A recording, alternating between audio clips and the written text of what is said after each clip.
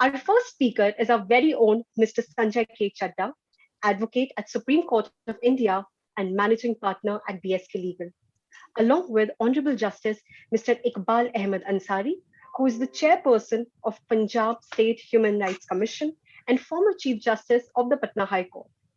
We wholeheartedly welcome both of you, sir, and it is just a pleasure for all of us.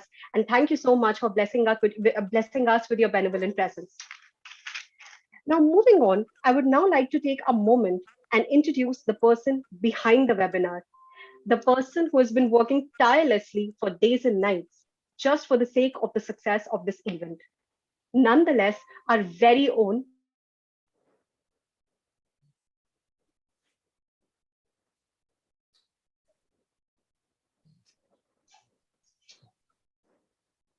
तो उसमें वो कर दीजिए, chart लगा दीजिए. I think something wrong with Simran's this thing, some signal problem. Simran, you can log off and log in once again.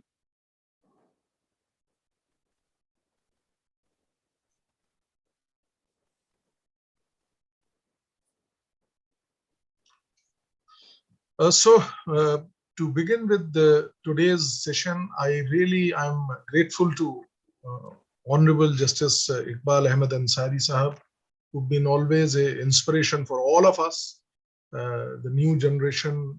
All of us, we take inspiration from you. So you've been doing wonderful work all across. We all know that. To begin with, I will try and take some time and introduce the subject to my students who have joined all across. I think Simran has joined. She wanted to say something. You can complete. Yes, sir. Thank you, sir. And apologies for the bad network issue. So, yes, I was introducing our very own Sanjay, sir. It goes without saying we need to mention, and it is imperative, that without Sanjay, sir, the way he has always been tirelessly working for the success of this event, for the propagation of legal awareness among all the generations is a wonderful task. Talking about Sanjay, sir is the founding managing partner in the litigation, arbitration, and labor law compliances of the firm BSK Legal. By virtue of his supervision and 26 years of experience in the legal profession, the firm is successfully handling cases in 600 districts throughout the length and breadth of the country. He has also served as the sole arbitrator in over 200 cases. Sir's clientele includes various multinational companies and high-profile people all across India. Mr. Chadha completed his master's from the prestigious Sri Ram College of Commerce, Delhi University in 1992, and LLB from Campus Law Center, Faculty of Law, Delhi University in 95. He regularly contributes. Saraswat, please, Kumkum, all of you, please mute your mic. For disturbing. Moving further, he regularly contributes to the news and print media and is an avid speaker on legal issues concerning his fellow citizens. He might be a very familiar face to some of you owing to his high popularity amongst the law students because of his online internships. Lastly, Sir has highly empowered his fellow citizens by simplifying the complexity of law in a manner which can be understood by a layman in all his TV interviews. His vision is law for all, and knowledge is the key to empowerment. I must say, Sanjay sir is a lawyer for a cause in its true sense. Thank you, sir, for organizing this webinar, and I now request you to kindly share your few words of wisdom. Thank you very much, Simran. So nice of you for such a wonderful introduction of the event and also introducing me. Thank you very much, sir, that you have taken out time. From core of my heart, I thank you for giving us this opportunity to arrange this webinar session on a very burning topic these days. Why it is burning, all of us know that about a week back, there was a judgment of my very close friend Vinod Dua, and unfortunately he is not keeping well. He has lost his wife also a day before. Very, very sad thing happened, again corona. So he himself is not well. I pray to God for his speedy recovery. So in his case, the Supreme Court has given its views, stating that it is an important law, we all know, but it needs a relook. That's what was the two judges, Justice U. Lalit and Justice Vineet Narayan. These were the two judges in that case. That is the reason once again this issue has came into limelight. So I would like to speak I'll just create a base and tell what exactly is the legal proposition. And I would like Digvijay to please share the screen for 1 minute and show what is the provision basically about which we are talking. This is basically the provision which we are talking about, section 124A, sedition. I will just, I would request all of you to please read this, whosoever by words, by either spoken or written, by sign or visual representation, or otherwise brings or attempts to bring the hatred or contempt or excites or attempts to excite the disaffection towards the government established by law shall be punished with the imprisonment or the fine 3 year plus, this can be increased to the entire life. So this is what is the provision. You can remove the slide now. I wanted to show it to all the participants that this is the legal proposition. Now, all of us know that this provision was added later on in our IPC by the Britishers. Now, what was the objective behind incorporating this provision was only one, that is all the freedom fighters, everybody who were opposing the Britishers, they wanted that basically to suppress them, to take action against them. And I can say without any exception, almost all the freedom fighters from Mahatma Gandhi to Jawaharlal Nehru, and you name anybody, Lal, Bal, Pal, everybody was some way or the other, taken. Mahatma Gandhi was also taken. This section was imposed upon him. A case was launched against him. That was the colonial era where it was used at rampantly by the Britishers. Now, what has happened after our constitution came into existence? During we all are aware of Article 19(1)(a), that is freedom of expression, speech and expression, wherein it is very, very clearly stated that it is one of the most fundamental of the fundamental rights. So this right is already given. And another article, 19(2), is already there in our constitution, which talks about the restrictions, the reasonable restriction which can be imposed on this provision. If we already have this thing very clarity, then why this provision is needed? Why this provision is required? Even in the Constituent Assembly, I'm not going into it because we all are waiting for Honorable Justice Iqbal Ansari to speak. But I will also try and mention two cases, and then I will, the entire, all of you for whom you are waiting will take up.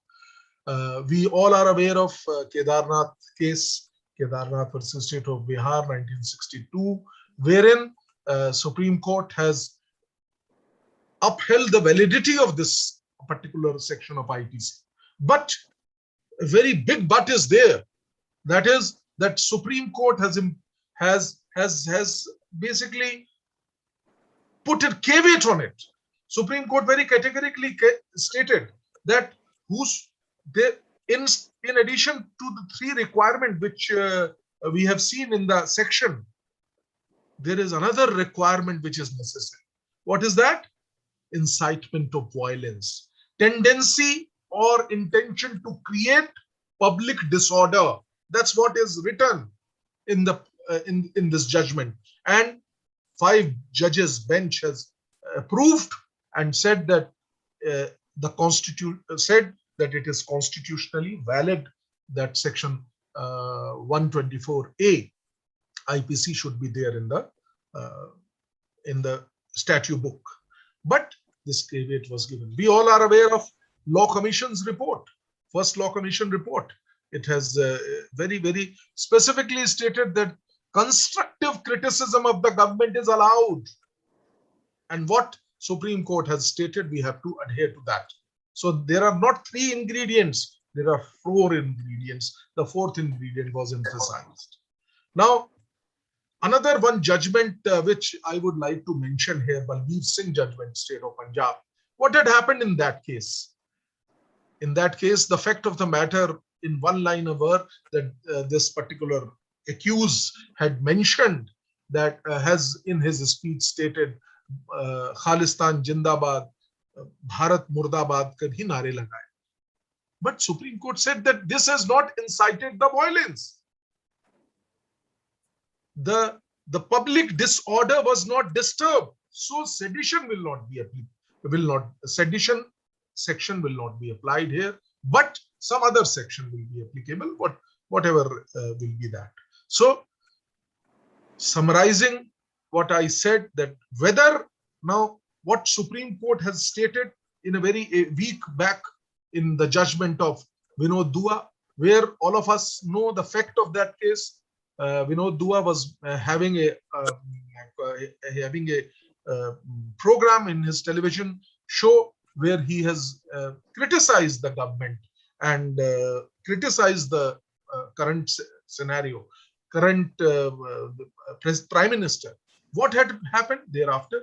One political leader from the Bharatiya Janata Party has filed a complaint in Himachal Pradesh, and an FIR under section 124A was launched. He was being disturbed, so he had gone to the Supreme Court with 2 prayers. One prayer was that the FIR should be quashed. Another prayer was that in cases of sedition, there should be a committee constituted, and that committee should see that whether this case is applicable or not. The Supreme Court has quashed his FIR. One relief was given, but the other relief was not given. Supreme Court has said that it might be as if we are interfering in the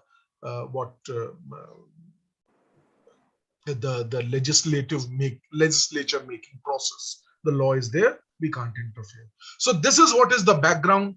And now I would once again, from core of my heart, welcome 𝐸𝐪𝐻𝐿 respected Shri Honorable Justice Iqbal Ansari Sahab, because everybody is waiting here to hear him. I would request Simran to take the proceed further and request Fagun or whosoever has to give the introduction. Thank you very much, sir. And once again, I welcome you, sir. Thank you so much, sir. On behalf of us all, let me please welcome Honorable Mr. Justice Iqbal Ahmed Ansari, who is incompetent Chairperson of Punjab State Human Rights Commission and former Chief Justice of Patna High Court. Justice Ansari was born on 29th October 1954 at 𝐻𝐻𝑝ur, Assam, and he did his BSc from Darang College. After that, he graduated in law from 𝐻𝐻𝑝ur Law College. He handled both civil as well as criminal matters as a lawyer. He joined grade 1 of Assam Judicial Services in year 1991, and having worked as district and session judge, he became the Registrar General of Guwahati High Court. He underwent training on the subject of gender and law in Warwick University in UK. On being nominated by National Judicial Academy, headed by Chief Justice of India, he was elevated to the bench of Guwahati High Court as judge in year 2002. He was the judge in charge Northeast Judicial Officers Training Institute with the responsibility of training judicial officers. He served as executive chairman of State Legal Service Authority in Arunachal Pradesh and Nagaland, and has accordingly performed the duty of legal awareness by holding legal awareness camps. Upon his transfer from Guwahati High Court, he joined as a judge of the Patna High Court and retired as Honorable Chief Justice of Patna High Court in October 2016. He was the chairperson of Bihar Judicial Academy and has been in position to import new insights of judicial governance program, which have benefited not only the new eras of judiciary, but also impacted the working attitude of the serving judges in justice delivery system. Sir, we are honored to have you here with us today. Thank you so much. May I start? Yes, Lordship, we would request you to please.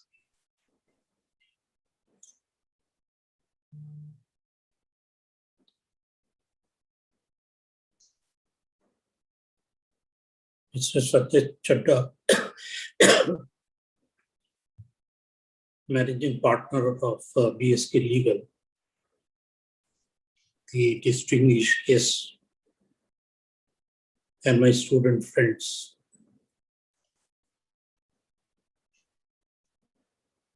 Remarkably capable that he is, Mr. Chadha in few minutes have really presented before us the entire section 124 relating to sedition. There is not much to say on section 124A, and therefore I will have to go right and left somehow to cover my time.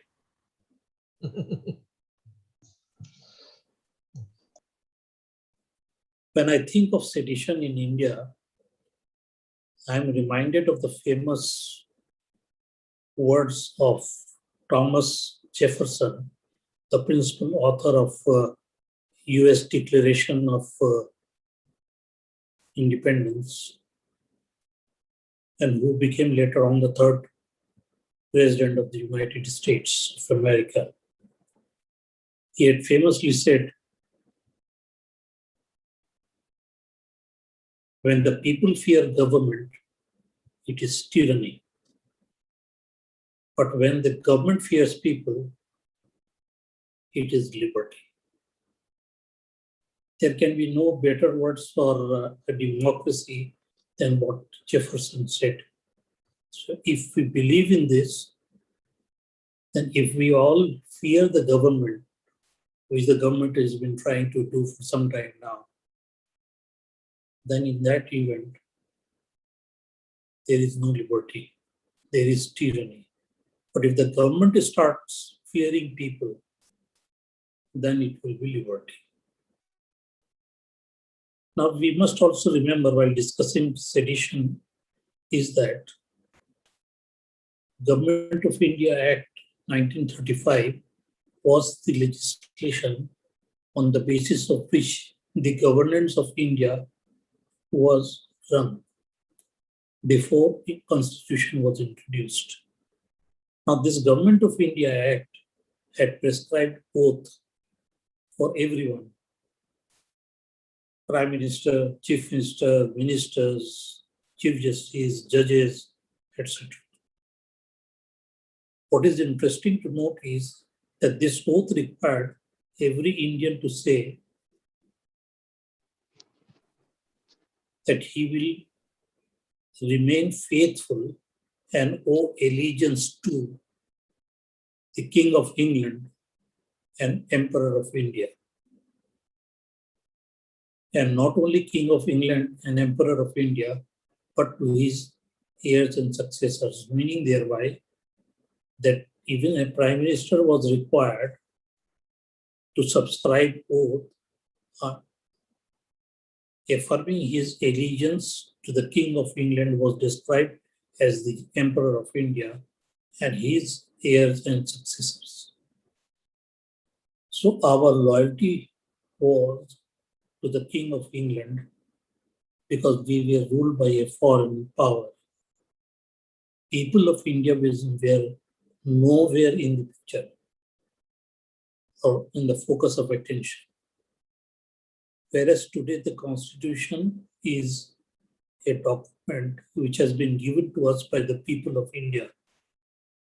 And therefore, it is the people of India which occupy the focus of attention in every interpretation of law or constitutional provision.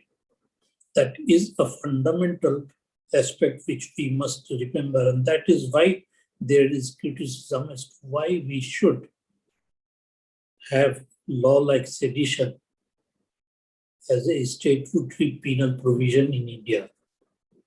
Because if you recall, even in Gandhi's trial on the charge of sedition, Gandhi, very interestingly, did not contest the case in the sense that he said that whatever you have stated in the charge are true or correct. But I don't think I have committed any offense, because whatever I have done for my country and my countrymen.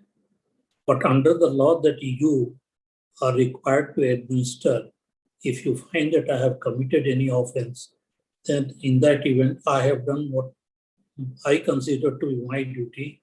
You do what you consider to be your duty. So Gandhi left it to the judge to decide whether he has committed any offense of sedition, but did not deny the facts or the allegations which were made against Gandhi. That is something remarkable and noticeable. Now, I may also inform the audience that in Gandhi's trial, while summing up the case, the judge said, and very courageous, yes, I must say, because he told Gandhi, it is rare in the history of mankind that a person like you is tried in a court of law. And I know that I will not have any other person in my court of your stature who will be tried. But you must remember that law is not a respecter of personality. He then pronounces Gandhi guilty and passes the sentence. But at the end, he writes that if any point of time in future, the Crown is pleased to pardon you, that means if the King of England is pleased to pardon Gandhi, nobody will be happier than me. These words show that his heart was with Gandhi, but he had a duty to perform, and accordingly he discharged his duty by pronouncing Gandhi guilty of the charge of sedition and passed sentence against him. It is also important in Gandhi's trial that Gandhi said that you can't force me to have affection for the government. This is important. Now, if Gandhi was refusing to have affection for the government, which was, of course, a foreign power at that time, the question will be, should, when we have become independent and have our constitution, we necessarily have affection for the government which comes to be elected? That is the question.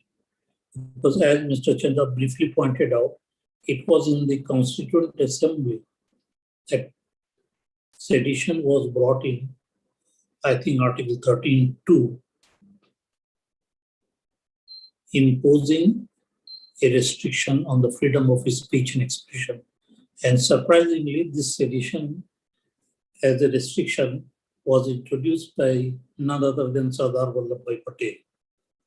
But there was great furor in the Constituent Assembly, particularly led by late 𝐾𝐻 Munshi, and thereafter this word was dropped.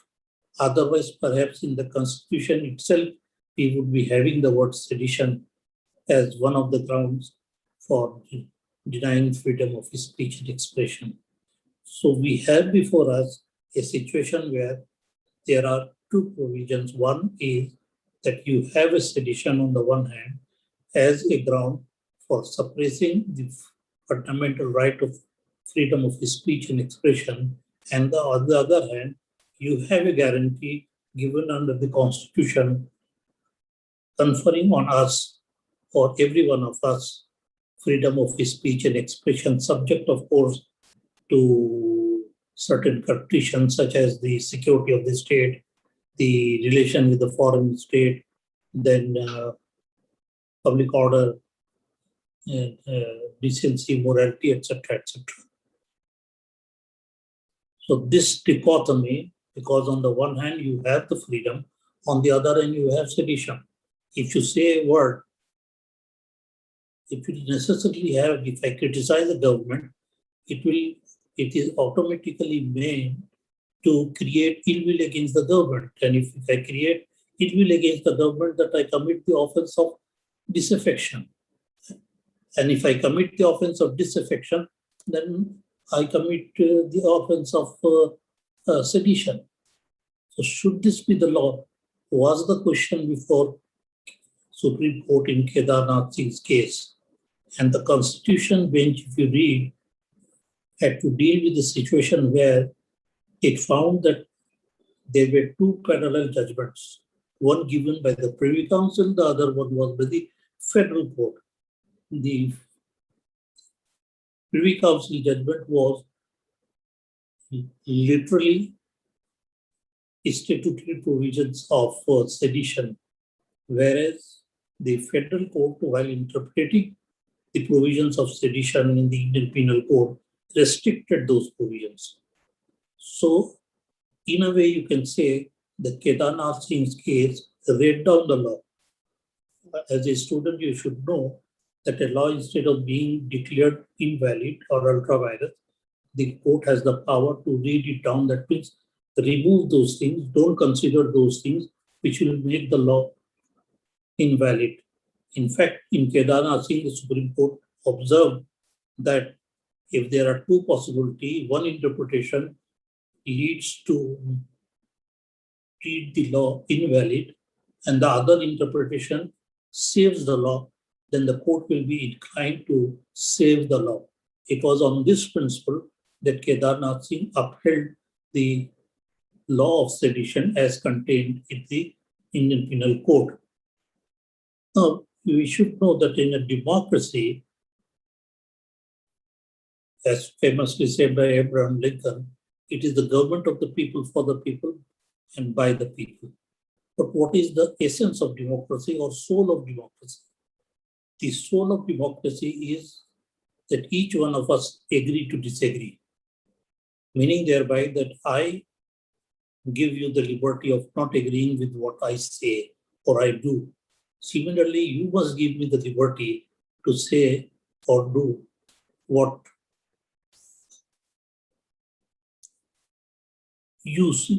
I say or I do. That liberty I will have to have. So if you have the liberty of agreeing and not agreeing, then where is the question of sedition? Because if I don't agree with the steps of the government that it is good for the country, I will obviously speak, I may even write it. Will that amount to sedition? Because that will create ill will, as I said, against the government, and therefore it can be treated or charged as sedition. We should also remember that there is a marked difference between a government established by law, as Section 124A speaks, and the nation state. Very recently, in one of these webinars, one of the council stated that nation means India, not states. Because of the fact that this webinar is being attended by a number of students, I must point out that Article 1 of the Constitution of India describes India as an association of states, meaning thereby that India is an identity dependent on the states. It is the association of the states which make India. So if you dismember one state, supposing for instance Punjab goes to Khalistan, somebody can say it is not anti-national because it is only a state. No. It may be Punjab, but Punjab is a part of the integral part of this state of the Union of India. And mind you, in our constitution, the government does not have the power to cede any territory, that means give any territory, whereas it can take any territory, acquire any territory, create new states within India, outside India. That provision is there in the constitution, but we cannot part with any part of the India. This is something very important for us to bear in mind. Now, the Supreme Court in Kedarnath Singh said, as Mr. Chadha has pointed out and very correctly, that if the act done or spoken, written, whatever it is, form, incites violence or public disorder, then in that event, it is sedition. So, my criticism simply stated, without causing or leading to or having the tendency to cause violence, will not amount to sedition, even if it is a very serious criticism and very bitter criticism. That's why even when the slogan of Khalistan was raised, Supreme Court said that no, it is not sedition. Merely raising of slogan will not, unless it has an element of inciting violence or causing public disorder. So this is what we have to bear in mind. The law of sedition as we have in India will not be complete merely because the government has been criticized, but only when it is with the tendency to create war or cause violence or public disorder. Now, one more thing which I can say is that so far as sedition as a law is concerned, many of the countries have done away with. But we must remember, and when you will make a search, you will find that though the word sedition has been omitted, but provision similar to the sedition still exists, because no country can be run if people destabilize the government. So that to destabilize the government is not, but yes, criticism of the government to make a change of the government according to the law of the land is permissible. And another thing before I part with, I must say that sometimes in emotion we are finding that courts, while trying to protect Section 124A or taking an extreme view of the cases, just like 𝐂𝐚𝐺 Kumar's case, are making observations which are perhaps not proper on the part of the courts or judicial administration. Because if you recall 𝐂𝐚𝐺 Kumar's activities, while dealing with the activities of 𝐂𝐚𝐺 Kumar, the judge described him as a gangrene. You know what is gangrene? That means the portion which gets rotten and it has to be removed. So when it has to be removed in that event, that means it is so dangerous and so rotten, they don't perhaps deserve to be left. A bail order is always an interim order. I may have been denied bail, but tomorrow I may be acquitted. Can somebody guarantee 𝐂𝐚𝐺 Kumar will be convicted? Supposing tomorrow it is not proved that he raised any slogan or the slogan raised caused any violence, then what will happen? He will be acquitted. What will happen to the observations made by the court? Because we have seen people from the opposite side have gone from channel to channel reading out the judgment of the case of 𝐂𝐚𝐺 Kumar, saying the court has said that he is a gangrene. So this is something which courts have to be very, very careful. The last reason is that, as Mr. Sanjay Chadha has very correctly pointed out, Vinod had asked for a kind of a protective provision in the sense that a committee should be constituted by the court, and the committee shall have a preliminary examination, and then if there is a case of sedition made out, then it should be tried. Now, this kind of a committee is there even in the case of the doctors, when doctors are to be prosecuted on a charge of medical negligence. Because it was found by the Supreme Court that once it has been held that yes, doctor can also be criminally held liable, there were a spate of cases. And many of those cases were such where the doctor's reputation and prestige, everything was ruined. So the Supreme Court allowed a committee to examine and then determine if there should be prosecution of the doctor or not. Similarly, in this particular case, in the beginning, the law of sedition was a cognizable offense and non-cognizable offense, in the sense that police could not arrest any person without a warrant, meaning thereby that they were required to apply to a magistrate, and the magistrate will have a preliminary screening, and if he is satisfied, then he issues warrant. So there was one layer of protection available, which has been subsequently done away with by making in the law cognizable. So that protection is not available today. With this, I will not call it briefly. I don't find myself visible on the screen, so I don't know whether I have been seen or not. But no matter, even if I have. No, sir, you are very much seen. You are very much seen, and everywhere you are there in the screen only. Why so? I don't know what is the problem. You're very much seen. Now it is visible. I can see Mr. Chadha also.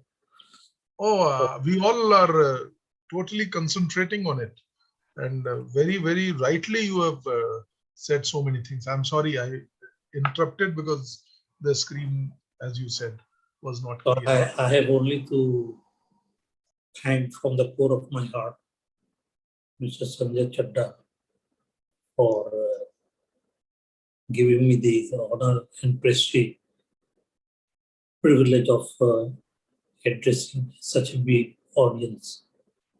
We have very nice gathering at YouTube also, which is very, very heavy. That is one. And the very right thing which you said, sir, we want your time now. Today, we have a lot of questions. These students have so many things to ask from you and learn from you, as all of them were, I saw them there. The new generation is very passionate about learning, that I've seen meeting all these students. So first, very nice example you gave about the judgment of Mahatma Gandhi, where the judge had applied the law, applicability of law, in which you had given the emphasis. And at the end, he has given that I will be the most happiest person when I will see that if you have been pardoned. So I will be most happy. So that is what is the beauty of, the law, I would say, from the different angle I'm saying. But sir, my question to you, after that, the entire forum is there, and we have got a few students who will be putting across questions. And so my question to you is, we have seen that Justice UU Lalit, Justice Vineet Narayan, the bench which has passed the judgment of Vinod Dua case, in which there were two things he had asked. One was quashing of the FIR, which was done, but second request that a committee be formed for the cases of sedition. One more prayer was also there, especially in the cases where the journalists are involved, sir. So why, there should be a special care and caution. Now, my question to you is that all of us are well aware of 1962 judgment. All of us are well aware. Even the police is very, very, very well aware of the factual metrics that, yes, the caveat given by the Supreme Court that there should be some public disorder, there should be some violence. Then why so many FIRs? I will be giving you one data after your answer. That is the prejudice. Actually, say for instance, Vinod Dua's case. Yes. If you see it itself, his program, what has been the basis of his charge against him. Sir. Is it a case where we should go to Supreme Court? It's a case where the police itself should say, or the magistrate, because if the complaint was filed before a magistrate, he could have said no case for sedition has been made out. How there can be a case for merely criticizing the inefficiency of a particular government while dealing with a particular problem? And that is precisely what he had done. So by no means it could have been treated as sedition, unless you say that no criticism of the government itself is sedition. Yes. No, I remember doing a show with Vinodji. 2 shows I did on sedition only. He was interviewing me on sedition law itself. And there, when I told him the example of 𝐕𝐵 and this case where he has said Pakistan Jindabad, Khalistan Jindabad, Hindustan Murdabad, then his answer was, to me, he has said in the show, it is recorded, I've got the video, where he said, oh, then to hamare upar to kabhi case nahi ho sakta na, hum dar rahe hain. I said, koi baat hi nahi bhai sahab, koi scene hi nahi ki aapke upar koi case ho. And I think after a month or so, this case came from Himachal. So he called me, "Arey bhai, tu kaisa vakil hai?" I mean, he talks to me like this. "Tu kaisa vakil hai? Tune to mujhe galat guide kiya. There is a case." I said, "Bhai sahab, you go to the Supreme Court, High Court. Better would be you go to Supreme Court. Don't go to the Himachal High Court also. You go to Supreme Court. They will pass a structure against these people." So that's what he did, and we have seen. Now I have one more, thing. I was going through, this what you call what was the name? This NBCC, National Crime Bureau record. If you go to their website on sedition, you will find that many cases are there. I mean, approximately 100 cases are there. But from pan-India, sir, I don't know whether you are aware of it or not, 2018, only one conviction was there, only one person. Such law we are dragging, only one person has been convicted for sedition. Now this is one... And that too, we don't know whether that conviction will survive or not. Survive or not. Certainly. That will, he will certainly be going to the High Court or the District Court, because it is the lowest court which will be convicting. Now this is one. The second 2 examples I want to give. The agitation on CA, wherein over 3,000 people were arrested on several FIRs under sedition law, one. And second, not this farmers' agitation I'm talking. I'm talking to you the farmers' agitation which took place about in the year 2019, where we have seen farmers who were raising their voice against non-availability of their own money, which is sugarcane farmers basically. Thousands of crore rupees the government has to give. And as per the law, within 8 days of supply of sugarcane, the payment should be made. And still, if I may, I was checking the data, about 23,500 crore rupees government owes to these farmers. What we expect from them? If they are agitating, they will be caught. And harsh provision of sedition will be applicable. Is this what is the true democracy? I will be... Another question came to my mind. Please, your views on this, sir. We will today take your good time, please. Yes, what is the question? The question is this, that what is your opinion? CAA, what, I mean, agriculture farmers who are asking for their own money. Please give our money. 23,500 crore rupees are to be given by the government to these small farmers. किसी को 25,000 देने, किसी को 2 lakh देने, जुड़ के total comes to 23,500 crores. I was seeing this data. So was it in real sense sedition? And what will happen to our no, definitely not. Supposing if you don't give and a farmer says agitated that this is temporary defalcation of money and that is why misappropriation, he can be put behind the bar on sedition, cannot be put on sedition. And as far as the journalists are concerned, you will see maximum cases which are reported, whether of the High Court or the Supreme Court, are of the journalists. Because it is their profession to write. Of course. And while writing, they may either favor the government by praising the government, or they will criticize the government. Once you criticize, you are taken by sedition. Misfortune is that no government is willing. If I am in the opposition, I will demand no sedition law. Yes. Not good. But when I will come to power, I will retain it. We can't explain why this has been for the last 70 years. Every government has used the provisions of sedition against the persons whom they want.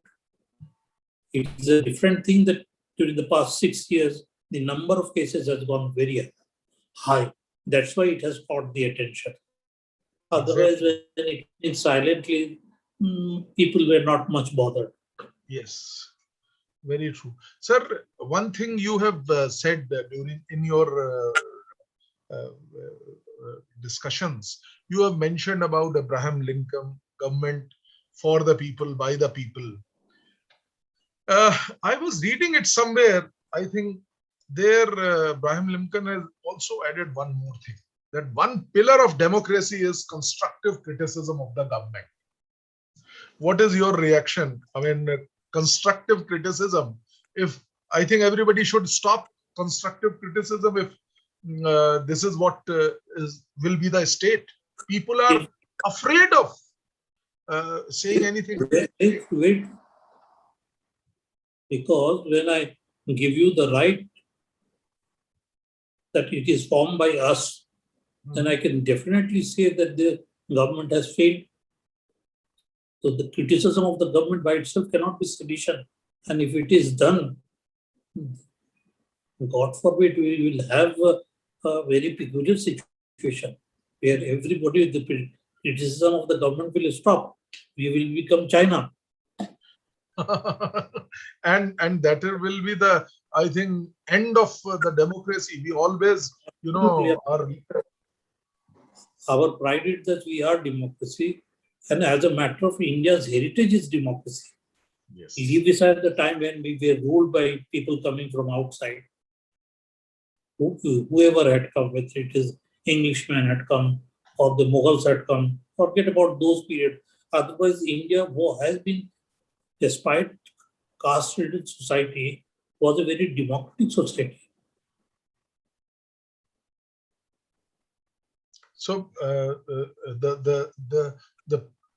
if we want a vibrant democracy, I think this is very much required. It is in. Nobody can stop us from criticizing. If we and in that spirit only, various laws are there. If I may quote few laws here, like this, we ask, this what you call, all the laws, new laws which are coming, or which are talking about accountability, efficiency, transparency. That is what you are asking. एक वो जो होता है उसको क्या बोलते हैं? We always we can ask anything. What is happening? What all money is spent? All that is now 2005. That law came into existence, I think, or 2008, wherein we can ask government, public, where you have spent public money. I would also like Edant and Simran, your team, whatever were the questions, who is going to ask? Please ask your questions. Good evening, sir. Good evening. Good evening. So my team, Simran Pahuja and Simran Jha and me myself have prepared a set of questions regarding sedition. If you would give us the permission to ask, I would like to call Simran Pahuja for the first set of questions. Please, Samira. Good evening, sir. Sir, do you feel that there should be any penal law on sedition as dissent is said to be the essence of democracy? Keeping that in mind, the check on criticism, as often criticism goes down opposing the spirit of the nation. What are your views on there should be a penal law regarding the same? Could not follow. What are you saying? Sir, I want to ask. Yes, sir. Can I? Yes, please repeat. Sir, I am saying that do you feel that there should be any penal law on sedition as dissent is basically said to be the essence of democracy? Keeping that in mind, a check on criticism as criticism goes down opposing the spirit of the nation. So, do you feel that there should be a law regarding the same? Law is existing, whether it should continue or not, which is what is the question. You see, the law, either it has to be repealed or the Supreme Court or any High Court has to hold it ultra vires. There is no other way of getting rid of the law. Now, as far as these provisions are concerned, we have the fundamental right of speech and expression. That by itself shows that we have the right to criticize the government. Otherwise, what freedom do we need? For praising the government, we don't need any freedom. It is for criticizing the government that we need the freedom. Yes.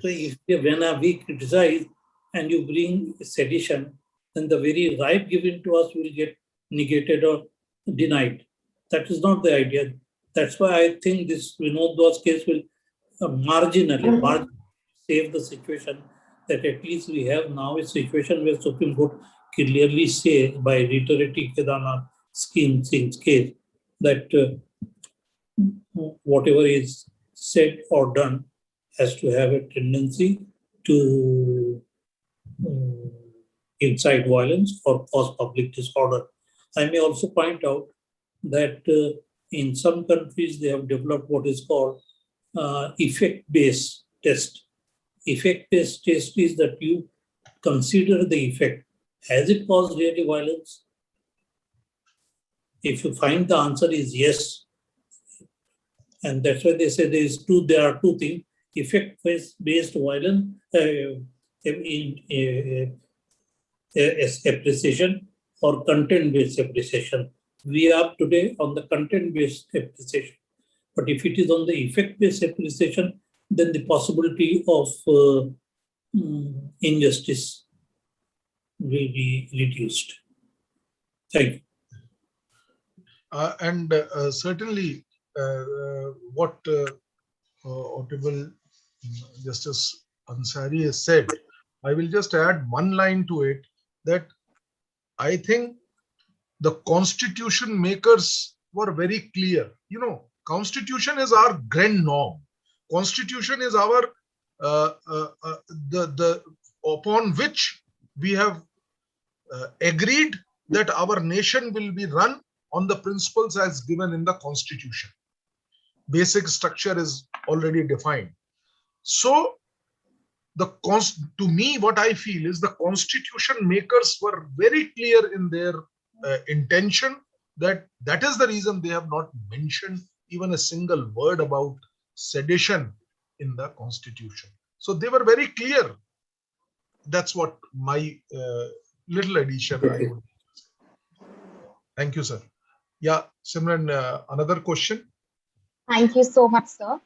So recently, the difference between advocacy and incitement was enlightened by the Shreya Singhal judgment. What are your views on the same in relation to sedition?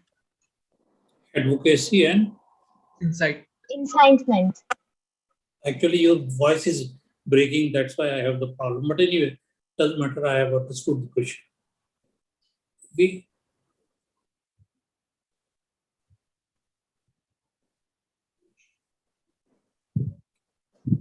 a good advocacy can also cause incitement. Very interestingly. Right? I'll give you one example. Please, sir. There is a very famous trial of known as the Sedition trial. This was a case where Lord Edward Marshall Hall was appearing on behalf of the male, they call it defendant in England, male accused, and the wife, whose wife was by another. He was an insurance agent. There was a spinster who used to live in their house as a paying guest.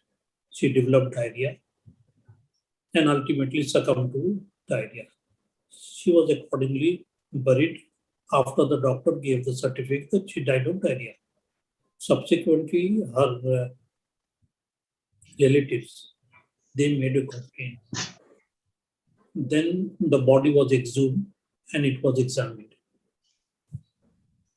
And it was found that she has died by administration of arsenic.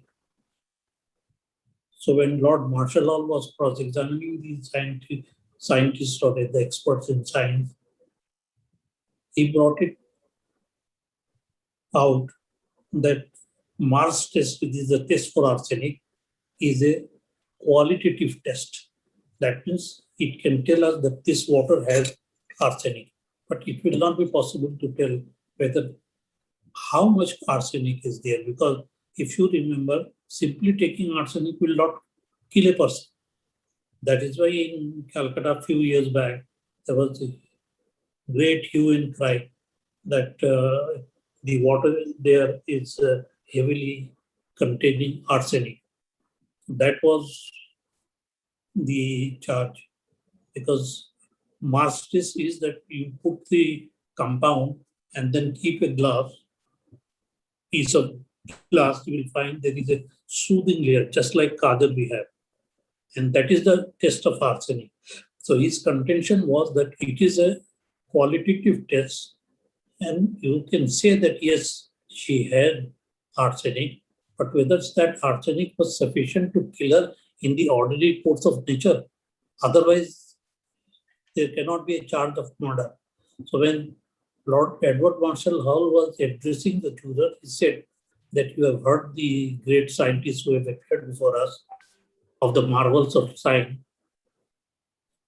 but there is something very small and perhaps tiniest of all, which science has not been able to replace, and that is called life. So in your hands, ladies and gentlemen, you are holding the life of this man. If by any error of judgment, you happen to extinguish that life, and tomorrow you come to know that he was innocent, you will not be able to forgive yourself. The speech was so emotional, as the record reveals, that one of the jurors fainted in the open court. I am unable to make up his mind whether to pronounce him guilty or not guilty. This is the power of his speech. So advocacy definitely can cause an incitement, and but as I said, that if this incitement is for the purpose of causing violence, then in that event it is sedition. But if it is for the purpose of correcting a position which is prevailing, say for instance the misuse of, say, law of sedition, we are all criticizing, we can all be put. But if it is not inciting violence, it is only a discussion for the purpose of determining whether the government is being run in accordance with the democratic norms, then in that event it will not be sedition. This is what it is. Very correctly said, sir. Very nice example you have given. Sanjay, Yes, sir? Siddharth, you have something else? So it's not a question, sir. I wanted to discuss two particular things in the reality of facts that sir have just mentioned right now. So Justice Holmes gave a quick test known as the clear and present danger test. Slowly bataiye. So Justice Holmes gave a particular test known as the clear and present danger test, in which he clearly stated that if there is no incitement of violence, however the speech seditious might be, the charge of sedition won't be applicable. So, sir, advocacy, as you stated, in most cases, in the present scenario, the sedition law is being misused on the basis of the fact that advocacy in all cases will lead to incitement. But there are a plethora of judgments. For example, let's take the April 30th judgment where two people may posted certain cartoons in correlation to BJP on Facebook after the Shreya Singhal judgment, and they are being prosecuted for sedition now. True. We are already discussing it, that if it is even if advocacy incites feeling of disloyalty against the government, but it is a constructive criticism and it is not intended to cause violence, and in that event it will not be sedition. So how should from a judge's perspective, like you decide cases like what is sedition and what is not sedition? What is the thin line of? You have to determine, is it intended to cause violence? That is the preliminary question which you will have to ask yourself. If you find no, it was not intended to cause violence, then in that event there will be no charge of sedition. Yes, sir. So I shall move on to the next set of questions, if you may so allow. Please. So the next question is regarding the clubbing of sedition with UAPA and TADA and these preventive detention laws. So what is your aspect and viewpoints on that? What is the relation between the two? No, so how is it being misused these days, and what is your viewpoint? Should it be misused? See, we had TADA, that means Terrorist Activities Prevention Act. That was ultimately repealed and withdrawn because it was misused, and the highest number of cases those days were interestingly in Gujarat. Now thereafter POTA came, Prevention of the Unlawful Activities Act. In POTA also it had to be repealed subsequently, and thereafter today we do not have any specific law to deal with this subject. Now these are all subject of terrorism. Now as far as UAPA Act is concerned, it's a very old act. Now Unlawful Activities Prevention Act was amended to include some provisions from TADA and POTA, by making that this will be regarded as a terrorist act, this will be regarded as funding of the terrorist activities, things of that kind. So this Terrorist Activities Act is also one of those acts where it has been very heavily misused in India. There is no doubt about it. And because these are very serious cases, so if there is a case of murder and there is a case of sedition, the court is more worried about this case of sedition. So the sentence is not as much as in the case of murder. But the judge is more worried about the sedition law and the sedition of offense of sedition.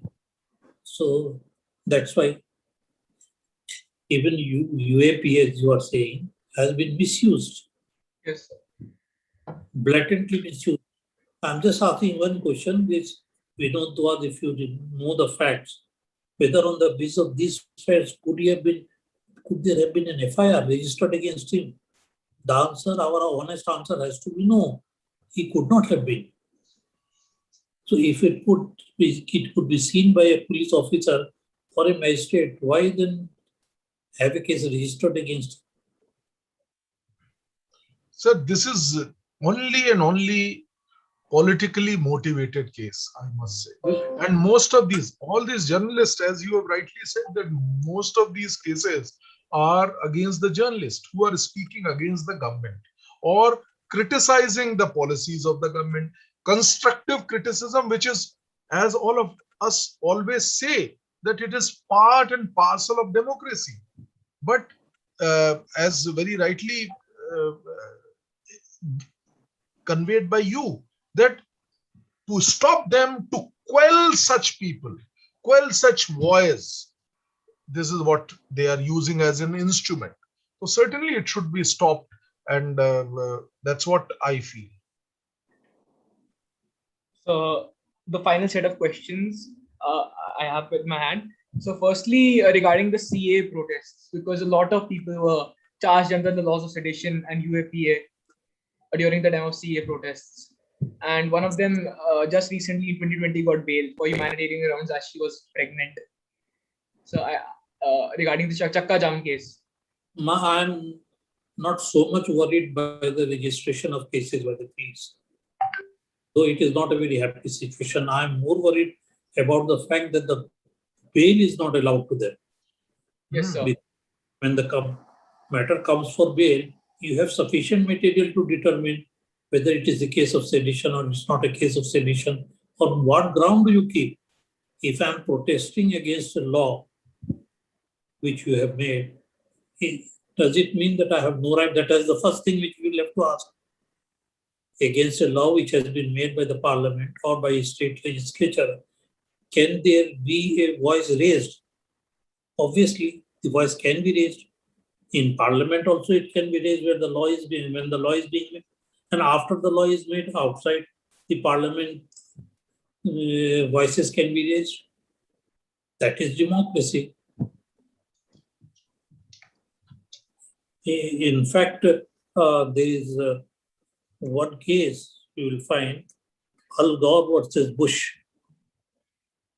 So, US president's case, because Al Gore was winning the election and suddenly he lost. So he filed the election petition. Ultimately, he lost the case. But there it appeared that those cases, judges, some of the judges were predominantly with Bush. Because there was one lady, I think all of you know, that in US and UK, they don't have any age of retirement for higher judiciary. So the Supreme Court judge also retires when he wants to retire. So this book, the book which has been published, known as Supreme Injustice, that will show that they try to retire at a time when their party is in power, so that a person from their party, Democratic or Republic, is chosen as a judge. So she also wanted to retire. And she had made it very clear, thinking that Bush will win. She made it very clear that I will be retiring. Now, when she was in the club, when the news was on, and at that time she was expecting that Bush will win. And when she found the trend that Bush is losing, not winning, then in that event she threw the glass of wine which she was using for the purpose of taking wine. That shows how intensely she supported Bush, and she was on the bench of the Supreme Court while this case was decided. So that's why there the author has said that it is not known who is the winner, but loser can be easily identified, and the loser is, mind you, the strong word, loser is the institution of judiciary. This is what the author writes. There cannot be greater harsh word used by anyone than this academician. But look at the resilience of the American society, American state, that despite such a heavy criticism, no action was taken against that author. And the book became very popular.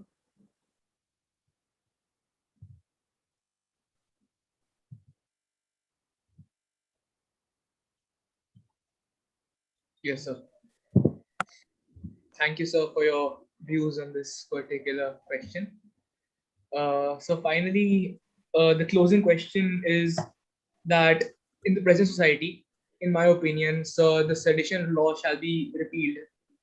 But if sedition law gets repealed, will the society go into anarchy and chaos, as everyone will express their views, and that this might lead to...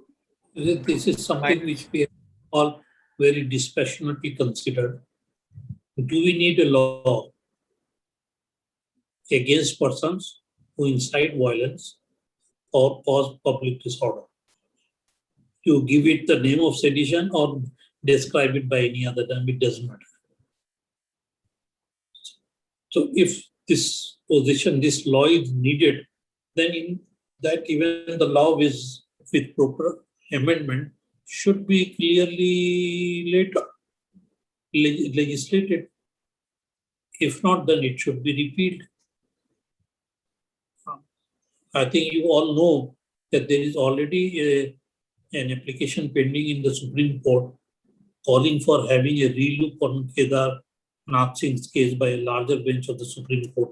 If the Supreme Court tomorrow decides that it is an unconstitutional law, because this, I think, Sharia Singles case only was on 66, section 66A. Yes, where section 66A. It was struck down by the Supreme Court because it was capable of being misused, or rather was being misused. Same is the situation here. If the Supreme Court finds that the law of sedition, as we have in the Indian Penal Code, is capable of being misused, then in that event, Supreme Court can strike it down. But if it is necessary to have a law of this kind, to my mind, perhaps the law may not be necessary because there are sufficient safeguards available in the Indian Penal Code against people who commit offense against the state. But it depends. One has to examine it from this angle. So, sir, certainly these all questions were answered and handled by you very nicely. And it is always, pleasure to have you with us. Number one. Number two, मैं एक बात और कहना चाहूंगा कि कभी भी मन ही नहीं करता कि बंद करें आप कार्यक्रम. But the way you very, very nicely you simplify it for us. You simplify it as if it's kids play. You just, such a big thing you have narrated in such a simple manner. This is what is your beauty, and we really admire you, sir. Thank you very much for that. Thank you. And I take this opportunity to pray to God for your good health and long life, so that इसी तरीके से आप हम सब लोगों का मार्गदर्शन करते रहें. And please keep guiding us. So kind of you for that. And now I would request if Simran is there for a vote of thanks, if she is there. Simran Jha. Yeah, yes, sir. She's just joining. I think she got this. Simran, I would request you to convey thanks from the side of all of us to Honorable Justice Ansari, please. Sure, sir. So, first of all, I, on behalf of the entire BSK Legal team and all the audiences that have been witnessing you live, I would like to thank you that, first of all, we got such a huge opportunity that we got to witness you live. And all the pointers have been put forth by you in such an avid manner that all of the doubts were cleared by you. We did not even have to ask you questions because your speech was so eloquent that you touched upon all the topics, may it be the contemporary or may it be the historical aspect. Thank you so much, sir, for that. I mean, I'm sure, and thank you so much to Sanjay sir as well, that he invited sir and gave us the chance, and everybody others on the audience platform as well, that we could ask sir such questions and we could get our doubts cleared by such an luminary person. So thank you so much, sir, for giving your views on such a dynamic topic. Thank you so much. And we also request you to, sir, keep showering your love, blessings to all the students, on all of us, sir. So we will be requesting you. Thank you very much, sir. So kind of you for your time, and thank you once again. Thank you, sir. I would request my thanks to all the participants, all the people who have taken out time to be part of this event, and I'm very happy to see the this YouTube platform is also full. All these students who are sitting here, they have done a lot of work to make this a successful event. And thank you very much. And we once again take this as a spirit will our spirit will continue, and we will keep doing such events. Thank you very much, sir, once again. Yeah, Adant, you want to say something? I just wanted to say thank you for enlightening me on the topics of sedition and clearing all my doubts.